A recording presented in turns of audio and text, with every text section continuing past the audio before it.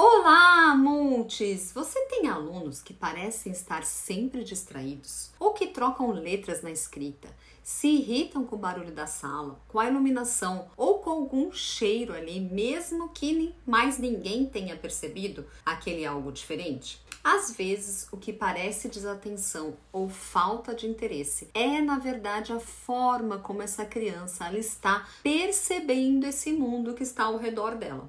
E no vídeo de hoje, a gente vai conversar exatamente sobre isso. As dificuldades sensoriais que impactam ali a aprendizagem dos nossos alunos, especialmente ligadas à visão, à audição e também percepção corporal. Esses são aspectos que podem muitas vezes passar despercebidos ali por nós, mas que mudam completamente a forma como essa criança ela aprende, ela se comporta ou até ela interage ali dentro da sala de aula, ok? Meu nome é Daniele Dutenhefner e eu sou aqui do Instituto Mude Saberes.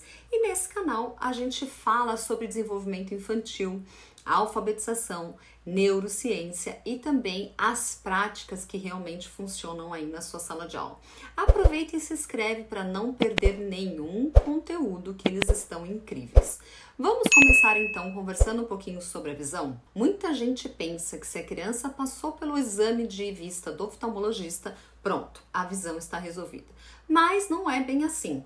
Algumas crianças, elas enxergam bem nos testes tradicionais, mas elas têm dificuldade funcionais ali para processar o que elas enxergam. E isso afeta diretamente a aprendizagem da leitura, da escrita e até o comportamento dessa criança. Então fique atento se o seu aluno apresentar esses sintomas. Aproximar demais o rosto do caderno, da lousa, se ele move a cabeça enquanto ele está lendo e não só os olhos, se ele perde a linha do texto com frequência e aí ele precisa usar o dedinho para marcar onde exatamente ele está lendo, se ele reclama que as letras dançam, somem ou até se embaralham, ou se ele reclama também de dor de cabeça com frequência, cansaço na vista muito rápido, ou ele também evita essas atividades de leitura e se incomoda com ambientes muito claros.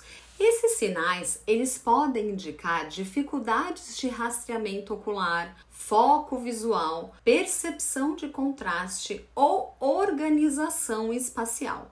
E tudo isso vai interferir ali e muito no processo de alfabetização dessa criança, ok, gente? Agora, então, vamos falar um pouquinho sobre os sons. A criança, ela pode ouvir bem fisicamente, mas também ter dificuldades para processar o som da fala, certo? Então, especialmente ali em ambientes com mais ruído ou com mais pessoas falando ao mesmo tempo, essas dificuldades podem aparecer mais. Então, fique atento se o seu aluno parece não entender o que foi dito, especialmente quando o ambiente está mais barulhento. Se ele não consegue perceber de onde veio o som, se ele confunde sons parecidos, então ou se ele precisa de comandos simples, sejam repetidos ali muitas e muitas vezes. Se ele tem dificuldade para perceber rimas, ou então sons que começam iguais ou no meio da palavra, se ele reage de forma exagerada a algum som ou ao contrário, ele não reage nem um pouco. Se ele trava de repente ou perde a voz quando está lendo, ou se ele tem um vocabulário limitado e dificuldade de se expressar oralmente. Essas são dificuldades chamadas de dificuldades de processamento fonológico e nem sempre elas têm relação ali com a audição. Mas se elas não forem percebidas logo, né, elas afetam diretamente essa produção dessa linguagem e também a aprendizagem da leitura, da escrita e da compreensão de leitura, de escrita e também oral. E o corpo, gente? Vamos falar um pouquinho então da percepção corporal? Aqui vão dois conceitos super importantes: a sinestesia, que é a percepção que nós temos do nosso corpo quando ele está ali em movimento, e também a propriocepção, ou seja, a nossa capacidade de reconhecer onde estão as partes do nosso corpo, mesmo sem olhar para ela. Quando essas percepções sensoriais elas estão desorganizadas, a criança ela pode ter dificuldade com a coordenação, com a postura, com equilíbrio e até de atenção e também de comportamento. Então observe se seu aluno, ele tropeça com frequência, esbarra nos colegas e parece desajeitado, se ele tem dificuldade para se equilibrar com um pé só, ou se para manter a postura ali quando ele está sentado, se ele vive se jogando sobre a mesa, escorregando na cadeira, se ele mostra que está desorganizado ali corporalmente, se ele parece não saber onde colocar os pés e as mãos, se ele cai da cadeira ou se derruba os materiais ali da mesa o tempo todo ao redor dele, se ele reage de forma exagerada ao ser tocado por alguém, né? Ou então com certas texturas em que ele encosta, se ele evita atividades corporais ou ao contrário, se ele busca muito movimento o tempo todo, então ele pula, ele gira, ele levanta, ele sai do lugar, ele machuca os colegas, ele bate em um, toca em outro. E se ele pressiona demais ali o lápis na hora de escrever e acaba se cansando muito rápido. Tudo isso, gente, impacta diretamente a concentração, a escrita, a cópia da lousa e também a execução geral de todas as tarefas. Então, preste atenção. É importante a gente lembrar que todos esses sinais que eu falei, eles aparecem sim em qualquer criança em momentos pontuais ali do desenvolvimento. Então, o que merece o nosso olhar e a nossa atenção é quando o comportamento realmente for frequente, intenso e parecer fora do esperado para a idade. Então, precisa ser algo que de fato chame a sua atenção o tempo todo. Então, você vai observar aquela criança e aquilo vai te incomodar. O que você, como professor, pode fazer? Então, observe e registre. Anote o que realmente aconteceu e quando aconteceram esses episódios.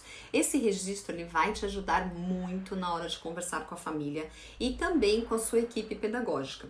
Na hora de conversar com essa família, então, seja empático, fale de forma cuidadosa, sem rótulos, apresente os fatos e sugira avaliações com profissionais adequados. Então, o oftalmologista ou o optometrista, eles vão ver essa visão mais funcional.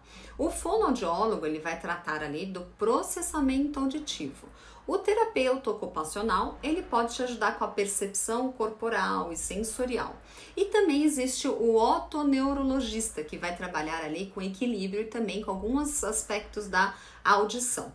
E você também pode adaptar ali a sua prática diária. Dê então instruções de apoio visual e verbal, né? Coloque ícones e gestos ali, pistas visuais que tragam autonomia para a realização das tarefas. Reduza estímulos quando a criança precisar focar ali naquela tarefa, né, do dia. Então, diminui a luz, tira o ruído, se for possível, claro. E também ofereça pausas ali quando for necessário. Se aquela criança está muito agitada, deixa ela sair para tomar uma água, descansar um pouco e aí ela volta um pouco mais ativa para o processo ali que vocês estão vivenciando naquele momento. Você também pode variar o lugar da criança na sala de aula, né? Às vezes só a gente trocar aquela criança de lugar já faz toda a diferença nesse processo. A forma como a criança percebe o mundo, ela molda completamente o jeito como ela aprende. Se os sentidos eles não estão funcionando em harmonia, tudo fica mais difícil.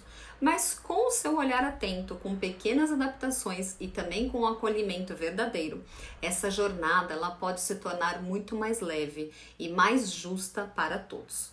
No nosso próximo vídeo a gente vai falar um pouquinho sobre os sinais pedagógicos. Então, o que observar quando o conteúdo parece ali não avançar? Ou quando a leitura, a escrita ou a matemática elas travam? E principalmente, como lidar com isso aí tudo em sala de aula? Você tem algum aluno ali que parece mais distraído? Conta pra gente aqui nos comentários, né? O que você achou desse vídeo, desses sinais e, claro, se inscreve no nosso canal. Tem muita coisa boa vindo por aí. Nos vemos em breve. Até o próximo vídeo, multis!